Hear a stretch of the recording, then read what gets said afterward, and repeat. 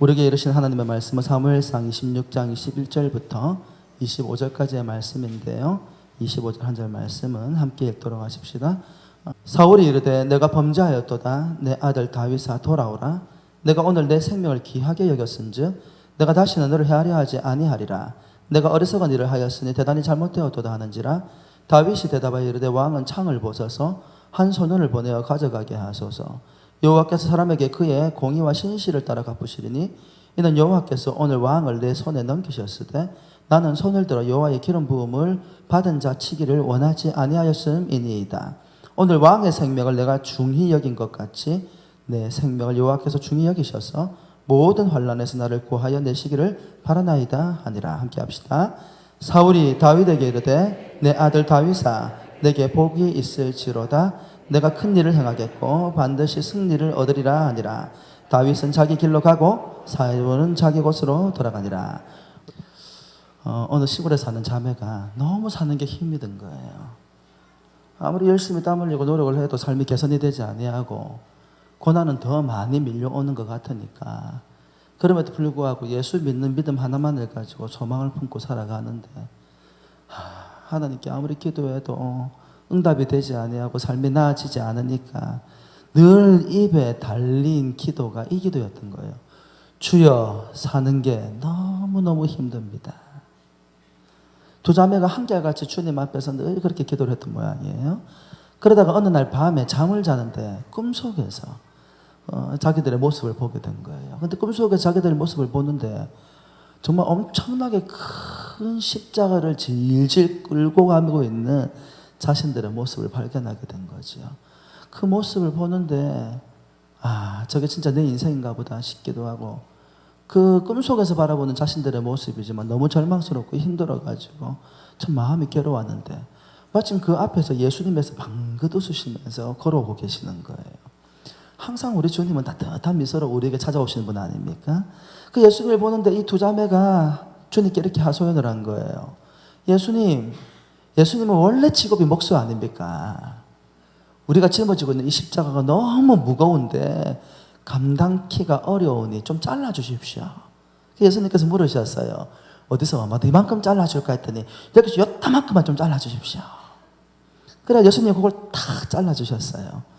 잘라준 십자가를 들어보니까 이전보다 훨씬 가벼워. 좀 살만한 것 같아. 그래서 그 십자가를 다시 짊어지고 이제 걸어가고 있는데 여러분 어땠을까요? 한참 걸어가다 보니까 그것도 무거운 거야.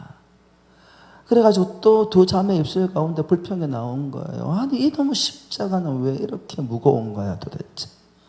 불평하고 투덜거리고 가고 있는데 또 앞에서 누가 나타나셨어요? 우리 예수님께서 또 방긋 웃으시면서 여러분 우리 예수님은 두 번째 나타나셨을 때도 웃고 나타나십니다. 방긋 웃으시면서 딱 나타나신 거예요. 그랬더니 제자들 그 두 자매가 뭐라 얘기했겠어요? 똑같은 말 하는 거예요. 예수님은 정말로 유능한 목수가 아니십니까? 우리 십자가를 좀 잘라주십시오. 어디를 잘라주랴?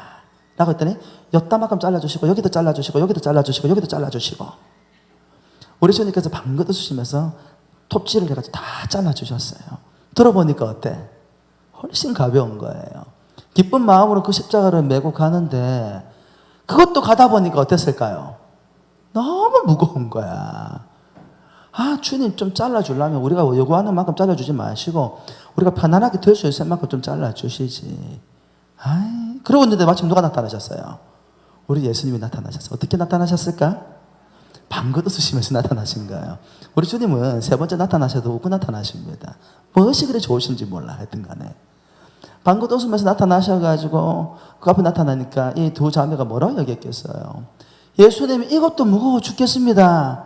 예수님께서 물으신 거죠. 그럼 어떻게 해주랴? 잘라주십시오. 어떻게 잘라줄까?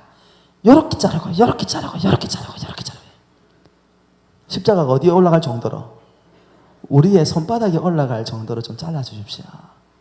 주님께서 어떻게 하셨을까요? 잘라주신 거예요. 손바닥에 올라갈 만큼. 이 두 자매가 손바닥에 올라갈 만큼의 그 가벼운 십자가를 지고 룰루 날아가고 있는데 갑자기 앞에 있는 장면들이 확 바뀌면서 뭐가 나타났을까? 요단강이 나타난 거예요. 그 요단강을 그러하며 쳐다보고 있는데 이걸 어떻게 건너가야 하지 하는데 뒤에서 사람들이 낑낑거리면서 오는 거야. 뒤돌아보니까 어떤 사람들이야? 자기처럼 큰 십자가를 낑낑거리고 메고 오는 사람들이 눈에 보이는 거예요. 아이고, 저 사람들은 예수님을 못 만나나 봐요. 못 만났으니까 저렇게 무거운 십자가를 짊어지고 오겠지. 그런데 사람 낑낑거리고 와가지고 어떻게 했겠을까요? 갑자기 십자가를 다 세우더니 그 십자가를 어디로? 요단강 쪽으로 탁 던진 거예요. 무슨 일이 벌어졌을까요? 그 십자가가 요단강 끝까지 닿아가지고 그 십자가를 짊어 메고 왔던 사람들이 그 십자가 위로 다 강을 건너가지고 하나님 나라로 간 거예요. 자기들은 손바닥만한 십자가를 던져본들 요단강이 흘러내려가가지고 건너갈 방법이 없었던 거예요. 그러다가 그 두 자매가 잠에서 팍 깬 거예요. 마치 그것이 사실인 것처럼, 마치 내가 직접 겪은 것처럼 온몸에 소름이 쫙 돋는데, 그때 갑자기 누구의 음성이 들려? 예수님의 음성이 들린 거예요. 뭐라고? 누구든지 나를 따르려거든 자기를 부인하고 자기 십자가를 지고 따를지니라. 할렐루야. 여러분, 인생을 살아가다 보면 우리의 삶의 무게에 던져진 십자가가 너무 무거울 때가 있습니다. 그 십자가가 뭐예요? 지금 여러분들이 겪고 있는 고난과 고통이라 이 말입니다. 예수님을 믿으면 내 인생이 뭔가 더 나아질 줄 알았는데 내 인생이 더 나아지기는커녕 그 십자가를 짊어지고 걸어가면 걸어갈수록 그 무게 때문에 내 인생이 얼마나 짓눌리는지, 때로는 집어 던져버리고 싶고 때로는 잘라서 그 무게를 가볍게 하고 싶을 때가 얼마나 많은지요. 그럼에도 불구하고 우리 주님은 뭐라고 말씀을 하십니까? 내가 너희에게 감당치 못할 시험 당하면 허락지 아니하시고 감당치 못할 시험 당한 쯤에 피할 길을 내신다. 여러분, 우리가 당하고 있는 고난이라는 십자가는 우리가 감당할 수 없는 무게는 아닌 것 같아요. 그러면 이제 여기서 궁금증이 생기는 거예요. 어떤 궁금증? 하나님께서 우리에게 감당할 만한 십자가를 짊어지게 하시는 거, 고난을 주시는 거 알겠어요. 근데 왜요? 왜 그런 고난을 주시냐 이 말입니다.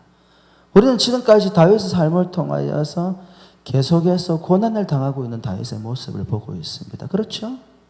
여러분, 다윗이 잘못한 게 있어요? 없어요? 적어도 여기까지는. 우리가 지난주까지 살펴보았던 다윗의 삶 가운데에서 다윗이 잘못한 일이 있습니까? 없습니까? 없잖아요. 어릴 때부터 하나님을 알았고 믿었고 말씀대로 순종하여 자신에게 주어진 사명에 목숨을 걸었고 골리앗을 쓰러뜨렸고 사위가 되었고 이스라엘의 군대 장관이 되어서 블레셋과 이방 족속들이 쳐들어올 때마다 전쟁터 나아가서 하나님 주신 주권적인 힘과 능력으로 주님을 바라보며 다 물리쳤단 말이에요.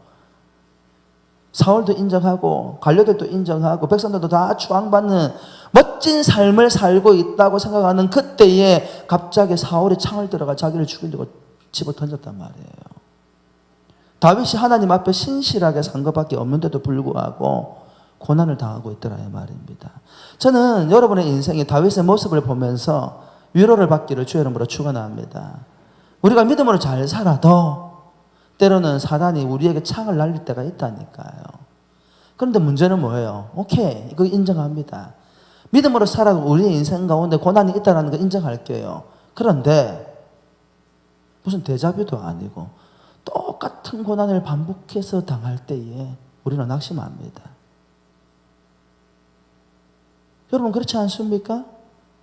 하나님 말씀대로 믿음으로 그 위기를 극복하고 나면 그런 고난과 고통은 더 이상 오지 않았으면 좋겠는데 또 시간이 얼마 지나 흘러가 보면 아니 똑같은 고난이 계속해서 몰려옵니다. 경제적인 어려움이 한 고비를 지났다 싶으면 다음부터 또 나타나고 또 나타나고, 육체의 질병을 이겼다 싶으면 또 육체의 질병이 다가오고, 인간관계를 좀 해보겠다 싶으면 또 다른 데에서 자꾸 관계가 틀어지고, 직장 문제가 해결되었다 싶으면 코로나가 와가지고 직장에서 정리 해결을 당하고, 믿음으로 살아가려고 몸부림치는데도 불구하고 고난이 다가온단 말이에요.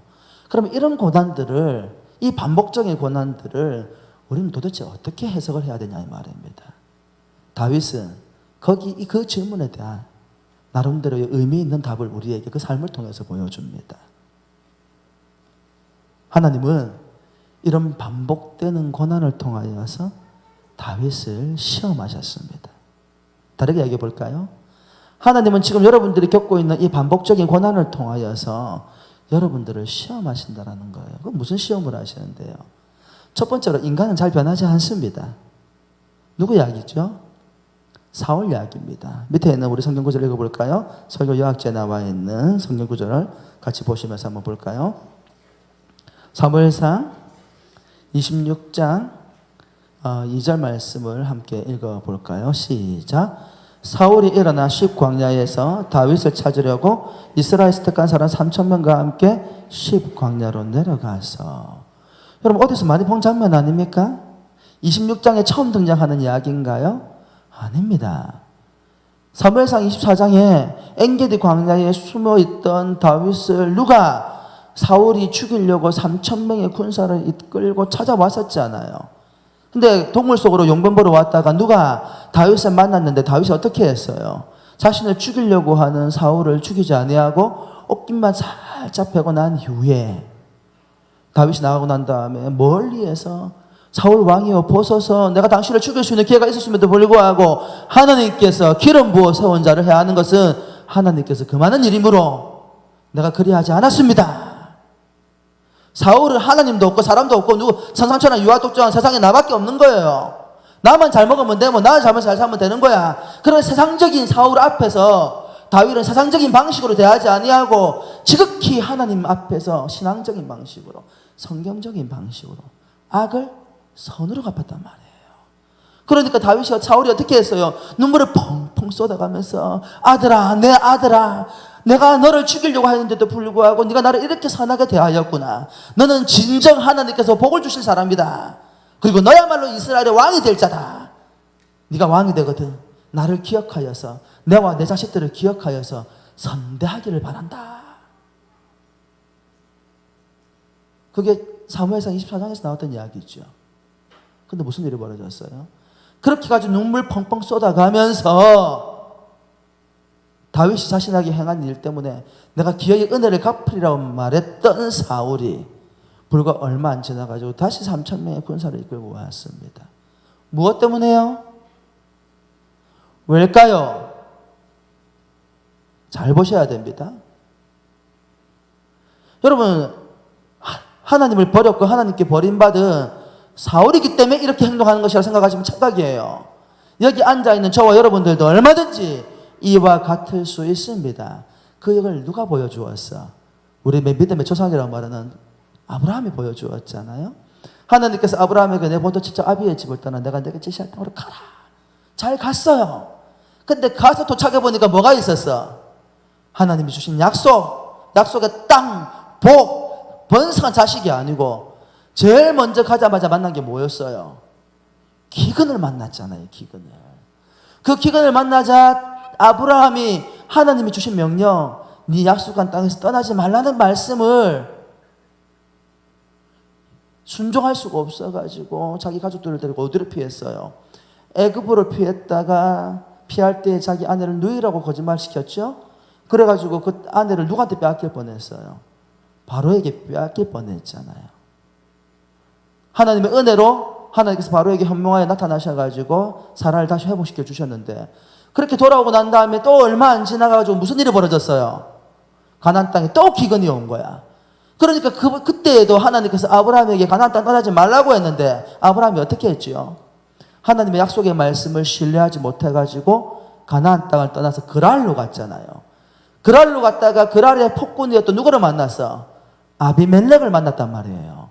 여러분, 바로는 그래도 정중하게 네 옆에 있는 여자가 누구냐라고 묻기라도 물었지. 그랄에 있는 아비멜렉은 묻지도 않았습니다. 도대체 그 연세 많으신 어르신께서 얼마나 예뻤으면 사라가 그 사라를 얻고 싶어가지고 묻지도 아니하고 덥석 빼앗아가면서 내가 네 동생을 취하리라 하고 데려가 버렸단 말이에요.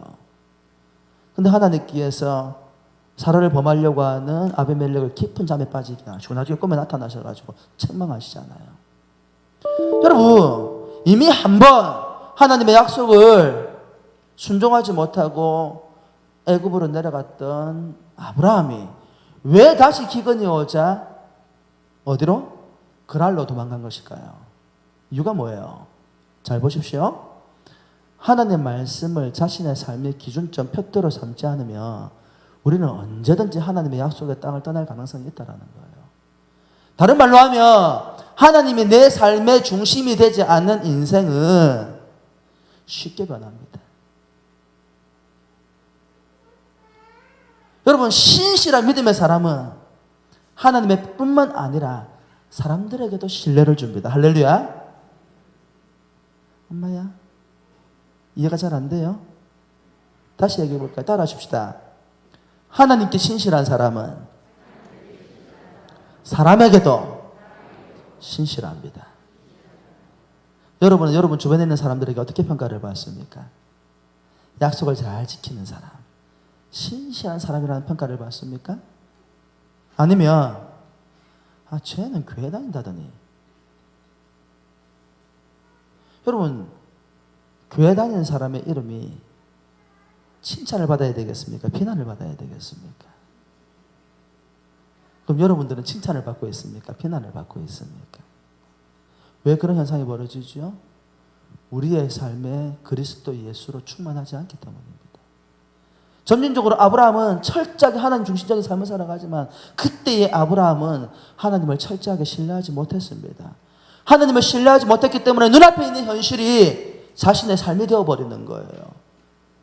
왜 사울이 불과 얼마 전에 자기의 생명을 구원해 준 다윗을 축복하고 다윗을 앞으로 살려주고 절대 손 안 대겠다고 말했던 사람이 그렇게 쉽게 변한 것일까요? 그가 지배를 받고 있는 것은 하나님이 아니고 세상이기 때문입니다.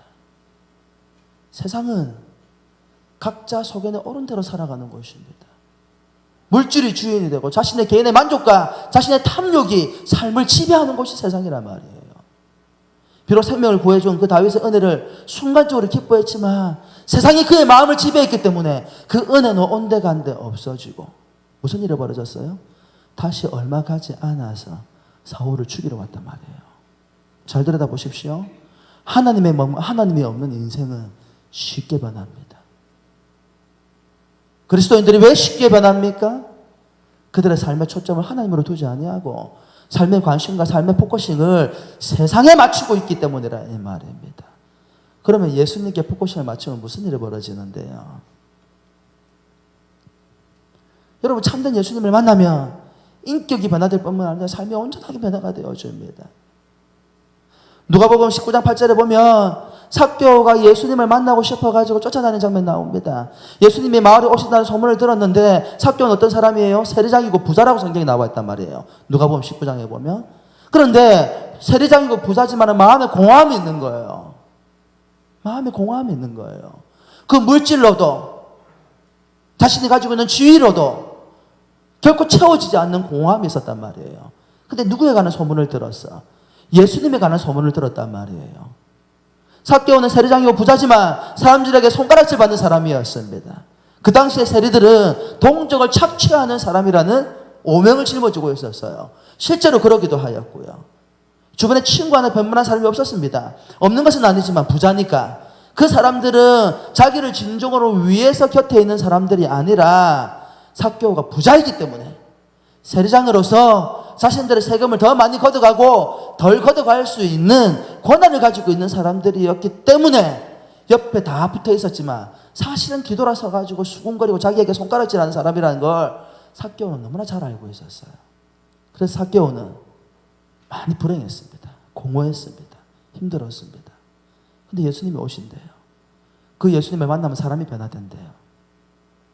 그 예수님은 죄인도 장녀도 세리도 구분하지 아니하고 누구든지 반갑게 맞아주시는 분이라는 이야기를 들었어요. 마침 자기 마을에 예수님이 오셨어요. 삭개오가 그 예수님 얼굴 한번 보려고 했는데 봤어요? 못 봤어요? 봤어요? 못 봤어요? 인생의 비애가 이거야. 제가 키가 작아가지고 불행한 적이 한 번도 없었는데 삭개오의 모습을 보면서 울컥하는 마음이 생기더라고요. 키가 작아가지고 사람들이 앞에서 너무 커가지고 예수님 얼굴이 안 보이는 거야. 그래서 어디로 갔다고 그랬죠? 성경 말씀해 보니까 돌 무화과 나무 위로 올라가서 예수님을 보고 있었다는 거예요.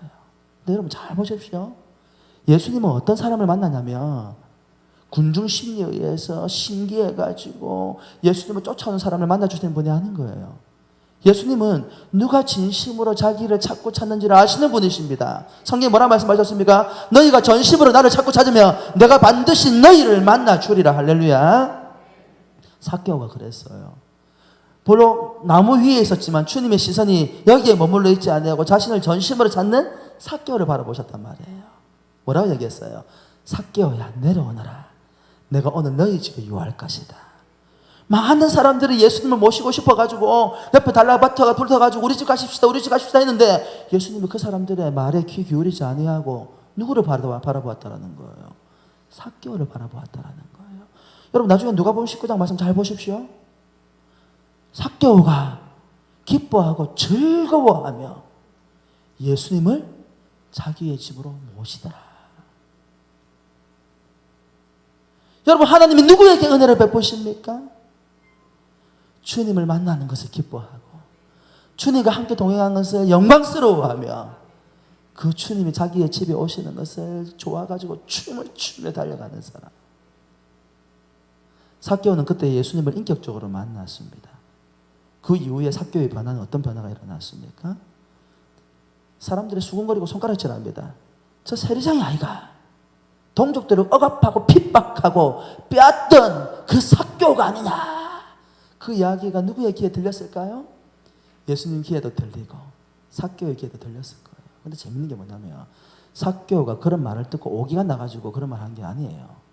정말 예수님을 인격적으로 만나고 난 다음에 자신을 찾아와 주신 그 그리스도의 은혜가 감사해서 삭개오가 뭐라 얘기합니까? 내 재산의 절반을 가난한 사람들에게 나누어 주고 내가 누군가에게 빼앗은 일이 있거든 내가 4배로 갚겠습니다. 할렐루야. 이게 예수 그리스도를 만난 사람의 삶의 모습입니다. 사울이 왜 다윗에게 약속을 하고도 어깁니까? 그가 인격적으로 살아계신 예수 그리스도를 만나지 못했기 때문입니다. 아브라함이 왜 하나님이 약속하신 땅을 떠나지 말라고 했는데도 불구하고 떠납니까? 그가 전심으로 하나님의 약속을 신뢰하지 못했기 때문입니다. 근데 삭개오는 왜 기쁨과 감사함이 넘치고 자신의 재산의 절반을 팔아서 가난한 사람에게 나누어 주고 누구한테 빼앗은 것이 있으면 4배로 갚는다고 이야기합니까? 실제로 그렇게 했을까요? 안 했을까요? 당연히 했지요. 안 했으면 삭개오 이야기가 성경에 나올 리가 없지요. 왜요? 그가 살아계신 예수 그리스도를 인격적으로 만났기 때문입니다. 살아계신 예수 그리스도를 인격적으로 만나면 사람이 변화가 됩니다. 말이 변하고 행동이 변하고 삶이 변화가 됩니다. 여러분의 경험 아닙니까?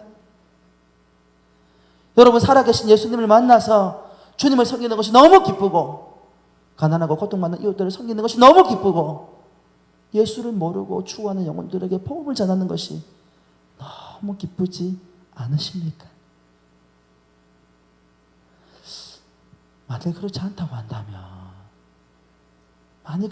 한다면 고난 가운데에서 기쁨보다도 원망과 불평이 나오고 있다고 한다면 사랑하는 성도 여러분, 다시 주님을 바라보시기를 주의 이름으로 축원합니다.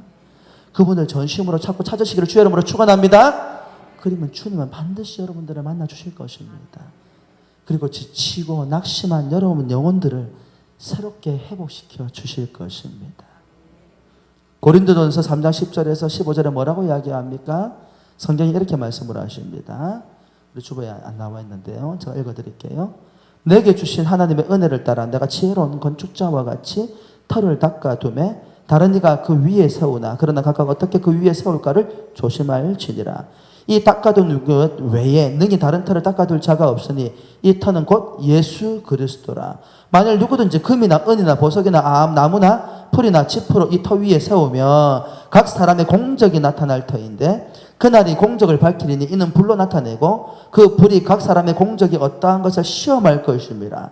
만일 누구든지 그 위에 세운 공적이 그대로 있으면 상을 받고 누구든지 그 공적이 불타면 해를 받으리니 그러나 자신은 구원을 받되 불 가운데에서 받은 것 같으리라. 할렐루야. 이 이야기가 뭡니까? 우리의 인생 가운데 시련과 고통이 왜 다가오는지를 설명해 주는 거예요.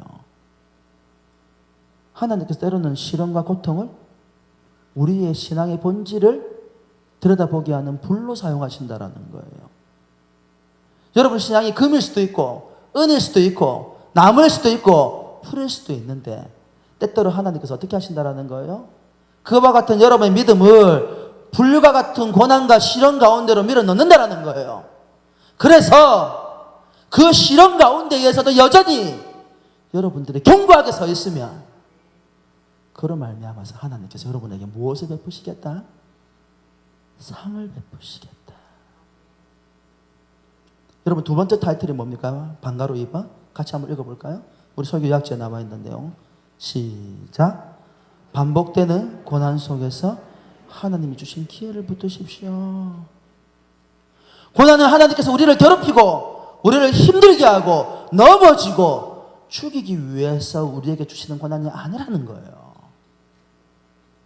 하나님께서 다윗에게 똑같은 고난, 마치 데자뷰를 보는 것 같아요. 어디에서 본 듯한 모습인데 왜 똑같은 일이 나한테 또 일어나는 것 같을까? 그걸 보통 데자뷰 현상이라고 이야기하거든요. 앞에 일어났던 일이 똑같이 일어난 것 같아요. 성경 구절 읽어보십시오. 앞에 있는 단어만 그대로 컨트롤 C, 컨트롤 V 해가지고 갖다 붙여놓은 것 같아. 똑같은 고난을 주셨어요. 왜요? 다윗의 신앙이 참으로 하나님 앞에 실한가를 점검해 보시는 거예요. 다윗의 신앙 고백이 진실한가? 하나님은 때때로 우리의 인생을 고난으로 밀어넣으시면서 우리에게 질문을 던지시는 거예요. 너희의 신앙 고백이 참된 신앙 고백이 맞느냐? 다윗이 그 하나님의 시험에 어떻게 반응을 했죠? 사무엘상 26장 11절 말씀 같이 읽어볼까요? 시작. 내가 손을 들어 여호와의 기름 부음 받은 자를 치는 것을 여호와께서 금하시나니 너는 그의 머리 곁에 있는 창과 물병만 가지고 가자 하고. 다윗의 부하 아비새가 다윗 왕이요, 다윗이요, 다 잠들었습니다. 뒤에 가면요 희한하죠. 경비병까지 할 것 없이 다 잠들었어요. 이상하지 않습니까? 여러분 3,000명이 잠이 든 거예요. 정확하게 이야기하면 다윗이 사울이 얼마나 겁이 많았는지 가운데에다가 자기의 막사를 치고 주변에 군사들로 둘러놨단 말이에요. 3,000명의 군사를 둘러놨단 말이에요. 그런데 다윗과 2명의 부하를 데리고 다윗이 2명의 부하를 데리고 사울의 막사 갈 때까지 사람들이 알아보았어요? 못 알아보았어요? 다 잠들어가지고 아무도 사울과 다윗의 부하들이 그 사울에까지 가는 데에 아는 사람이 없었어요. 뒤에 성경에 나옵니다만 하나님께서 그들을 깊이 잠들게 하셨어요. 여러분 하나님은 우리의 원수들을 잠들게 하실 수 있는 분이십니다. 그 하나님께서 원수들 가운데에서 원수들을 통하여 고난을 당하고 고통을 겪게 하시는 이유가 뭐예요? 우리를 시험하시는 거예요. 테스트하시는 거예요. 다윗을 왜 테스트하십니까? 하나님이 통치하고 다스리는 위대한 신정국가의 왕은 자기의 감정이나 자기의 생각이나 눈앞에 있는 현실에 굴복하지 아니하고 그럼에도 불구하고 하나님 말씀대로 순종하고 묵묵히 나아가는 믿음의 사람이어야 한다는 거예요. 다윗이 그 시험이 어떻게 됐습니까? 엑셀런트, 통과. 그 똑같은 상황 가운데에서도 악을 악으로 갚지 아니하고 지난번과 똑같이 하나님 앞에서 기름 부어 세운 왕을 나는 절대 내 손으로 건들지 않는다. 건들 수 없다. 다윗은 자신의 고난을 통하여서 하나님께서 왜 그를 이스라엘의 신정국가의 왕이 되게 하시는지를 증명해 보였다 이 말입니다. 사랑하는 성도 여러분, 하나님은 여러분에게 질문을 던지고 있는 거예요. 무슨 질문? 내가 네 문제를 해결해 줘도 되겠니? 내가 네 길을 열어줘도 되겠니? 내가 네 문제를 해결할 뿐만 아니라 부유하게 하고 명예롭게 하고 풍성케 하고 잘되게 해줘도 되겠니? 라고 질문을 던지는 거예요. 무엇을 통해서? 고난을 통해서.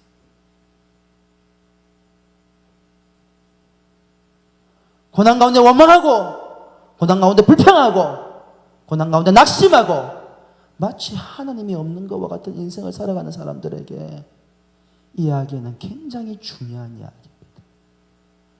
고난은 우리를 무너뜨리려고 하는 것이 아니라 우리를 연단시킨 후에 정금과 같이 나게 하시기 위해서 하나님께서 우리에게 주시는 불의 시험입니다. 지금 고난을 겪고 있는 성도님들이 계십니까? 고통 가운데에서 어떻게 살아가야 될지 막막한 분들이 계십니까? 사랑하는 성도 여러분, 주님을 바라보시기를 주의 이름으로 축원합니다. 그 가운데에서도 믿음으로 살아가야 합니다. 누구처럼? 다윗처럼. 누가복음 6장 32절 말씀에 뭐라고 이야기하십니까? 뭐라고 이야기하시죠? 너희가 만일 너희를 사랑하는 자만을 사랑하면 칭찬받을 것이 무엇이냐? 죄인들도 자신을 사랑하는 사람을 사랑한다. 그러면서 6장 뭐라고 얘기해요? 원수를 사랑하라. 다윗은 원수를 사랑했습니다. 갈라디아서 6장 9절 말씀에 뭐라고 이야기하십니까? 뭐라고 말씀을 하세요? 우리가 선을 행하되 낙심하지 말지니 포기하지 아니하면 때가 이름에 거두리라. 할렐루야. 여러분, 악을 선으로 갚으셔야 합니다. 악을 악으로 갚지 말고 악을 선으로 갚고 선으로 갚은 내 인생을 하나님께서 어떻게 복되게 하시는지 여러분 믿음의 눈으로 묵묵히 들여다보십시오. 내가 원한 그때는 아니라 할지라도 하나님이 정하신 그때에 반드시 여러분의 선을 하나님께서 풍성한 은혜로 갚아주실 것입니다. 할렐루야. 거기서 끝입니까? 아닙니다. 그러면 악으로 행하는 자는 어떻게 하시는데요? 3번 같이 읽어볼까요? 시작. 하나님은 선을 통하여 악을 심판하십니다. 사무엘상 26장 12절 말씀 같이 읽어볼게요. 시작. 다윗이 사울의 머리 곁에서 창과 물병을 가지고 떠나가되 아무도 보거나 눈치채지 못하고 깨어있는 사람도 없었으니 이는 여호와께서 그들을 깊이 잠들게 하셨으므로 그들이 다 잠들어 있었기 때문이었더라. 할렐루야. 여러분, 하나님께서 여러분에게 악을 행하는 자들, 이 땅 가운데 악을 행하는 자들을 잠들게 할 만한 능력이 없어 그들을 내버려 두고 있는 것이 아니라는 것입니다. 다윗을 뒤쫓고 있는 사울의 모든 군사들을 남김없이 하나님께서 다 잠들게 하셨어요. 그럴 수 있는 하나님이시라는 거예요. 그러면 왜 그들을 뒤쫓게 하시는 것입니까? 위대한 신정국가의 위대한 왕은 어떤 고난과 고통 가운데에서도 끝까지 주님을 붙드는 믿음의 사람이어야 합니다. 놀라운 사실은 이런 불과 같은 연단을 받고 난 이후에도 다윗은 넘어질 때가 있습니다. 이것이 인생이에요. 그럴지라도 하나님은 계속 도닥거려가면서 세워주시는 거예요. 사랑하는 성도 여러분, 하나님이 저와 삶의 목적이 되시기를 주의 이름으로 축원합니다. 다윗은 어떻게 이와 같은 고난과 고통을 견딜 수 있었습니까? 그의 삶의 목적을 자신이 누리고 싶은 것이 아니라 하나님이 삶의 목적이고 이유였기 때문입니다. 단지 왕이 되는 것이 그 인생의 목적이었다고 한다면 다윗은 당장 누구를? 사울을 죽이는 것이 가장 효과적인 방법이었을 것입니다. 근데 그럼에도 불구하고 다윗은 사울을 죽이지 않았습니다. 왜요? 왕이 되는 것이 목적이 아니고 하나님이 삶의 목적이었기 때문이었습니다. 어디에 그 이야기가 나옵니까? 사무엘상 26장 19절 말씀 설교약지에 나와 있죠. 함께 읽어볼까요? 시작. 원하건대 내 주 왕은 이제 종의 말을 들으소서. 만일 왕을 충동시켜 나를 해하려 하는 이가 여호와시면 여호와께서는 제물을 받으시기를 원하나이다마는 만일 사람들이면 그들이 여호와 앞에서 저주를 받으리니 이는 그들이 이르기를 너는 가서 다른 신들을 섬기라 하고 오늘 나를 쫓아내어 여호와의 기업에 참여하지 못하게 함이니이다. 할렐루야. 다윗이 뭐라고 얘기했어요? 사울에게. 지금 당신이 나를 쫓아서 나를 죽이려고 하는 이유가 누구 뜻이면? 누구 뜻이면? 하나님의 뜻이면 어떻게 하겠다라는 거예요? 내가 지금 죽겠습니다. 당신이 나를 쫓아다니면서 나를 죽이려고 하는 이유가 그게 정말로 하나님의 뜻이면 저 죽을게요. 그런데 만약 사람의 뜻이면 그것은 악입니다. 그렇게 하시면 안 됩니다. 하나님께서 그 악을 심판하실 것입니다. 그렇게 이야기한 거예요. 다윗이 단지 왕이 되는 것이 목적이었으며 사울을 죽일 수 있는 기회에 죽이는 것이 가장 현실적이고 빠른 방법이었을 거예요. 하지만 다윗이 꿈꾸었던 나라는 자신이 왕이 되는 나라가 아니라 누가? 하나님이 통치하고 다스리는 인생. 인간이 다스리는 나라보다도 하나님이 통치하는 나라가 얼마나 복되고 행복한지를 알았다라는 거예요. 여러분의 삶의 목적은 무엇입니까? 여러분은 무엇을 위해서, 누구를 위해서 여러분에게 주어진 생명을 살아가고 계십니까? 오늘 하루를 살아가고 계십니까? 여러분의 인생의 목적은 무엇입니까? 누구입니까? 하나님이십니까? 여러분 자신입니까? 물질입니까? 직장입니까? 관계입니까? 취업입니까? 그런 것들이 우리 인생의 목적이 될 수 없습니다. 다윗이 이스라엘의 왕이 될 수 있었던 이유는 그것을 목적으로 두었기 때문이 아니라 하나님을 목적으로 두었기 때문에 그 마음을 하나님께서 기뻐 받으시고 이스라엘의 위대한 왕으로 세우신 것입니다. 그리고 그가 그 다윗을 오실 그리스도의 그림자로 삼아주신 것입니다. 할렐루야. 데이빗 리비스턴 잘 아시죠? 1813년에 스코틀랜드에서 태어났던 아프리카 선교의 아버지라고 불리는 분입니다. 리비스턴은 굉장히 가난한 가정에서 태어났습니다. 너무 가난해서 10살 때부터 공장에서 일을 해야 했습니다. 감사하게도 리비스턴은 어렵고 힘든 환경 가운데였지만 책 읽는 걸 되게 좋아했어요. 그래서 많은 책들을 어렵게 구해가지고 쉬는 시간마다 책을 읽었던 것 같아요. 그러다가 기독교 서적을 만나게 된 거예요. 그 가운데에서 예수 그리스도의 복음을 듣게 되어지고 내가 하나님을 믿고 믿음으로 살아가는 것은 나의 의무이고 하나님이 우리에게 허락하신 특별한 권리다. 그것을 깨닫고 난 다음에 리빙스턴이 신실하게 그때부터 예수님을 믿기 시작을 했어요. 거기에서 끝난 것이 아니고 리빙스턴이 어떻게 살았지요? 자신의 인생을 하나님께 내어드렸습니다. 자신의 인생을 하나님께 내어드리면서 그리스도께 헌신하게 작정을 했습니다. 그리고 신학과 의학을 공부하고 난 이후에 그 당시에 모두가 권하지 않은 미지의 세계였던 아프리카의 선교사로서 평생을 살다가 말년에 33년 동안 복음을 전하다가 말라리라는 곳에 한 오두막에서 조용하게 생명을 거두었습니다. 많은 사람들이 리빙스턴을 다시 모시고 가려고 했지만 자기를 주고 남은 여생을 행복하게 살도록 배려하려고 했지만 리빙스턴이 다 거절을 했잖아요. 아니요. 나는 아프리카에서 내 인생 마지막 날을 그렇게 살아가겠습니다. 이제 이 이야기는 보편적으로 다 알려진 내용이에요. 근데 많이 알려지지 않은 내용 가운데 하나가 뭐냐면 리빙스턴의 형에 관한 이야기예요. 혹시 리빙스턴 형 이야기 들어보셨습니까? 리빙스턴의 형이 있었는데 어릴 때부터 가난하게 살았잖아요. 그러니까 이 가난에 대한 극도의 혐오감이 있었던 거예요. 나는 어떻게든 부자가 되리라. 그래서 리빙스턴은 아프리카로 떠났지만 리빙스턴 형은 카나다로 갔어요. 카나다로 가가지고 열심히 일했어요. 엄청 열심히, 돈을 열심히 벌었어요. 떼부자가 되었어요. 떼부자는 아니지.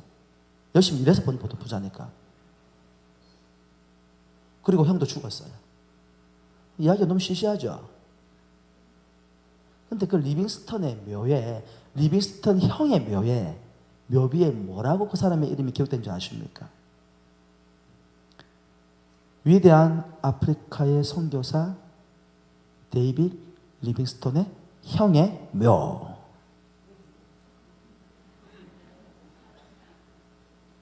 평생 아프리카 오지에서 누가 알아주지 않는 가운데에서도 그 아프리카 사람들을 위해서 복음을 해서 헌신했던 리빙스턴은 오늘 이 시대까지도 그 이름이 회자되어지고 설교 예화로 모르긴 몰라도 하나님의 나라에서도 정말 칭찬받는 삶을 살고 있을 것 같은데 놀랍게도 평생 물질을 쫓아다니면서 그 부를 가지고 자신의 삶을 누리고 살았던 리빙스턴의 형의 이름은 뭐라고 기록된다고요?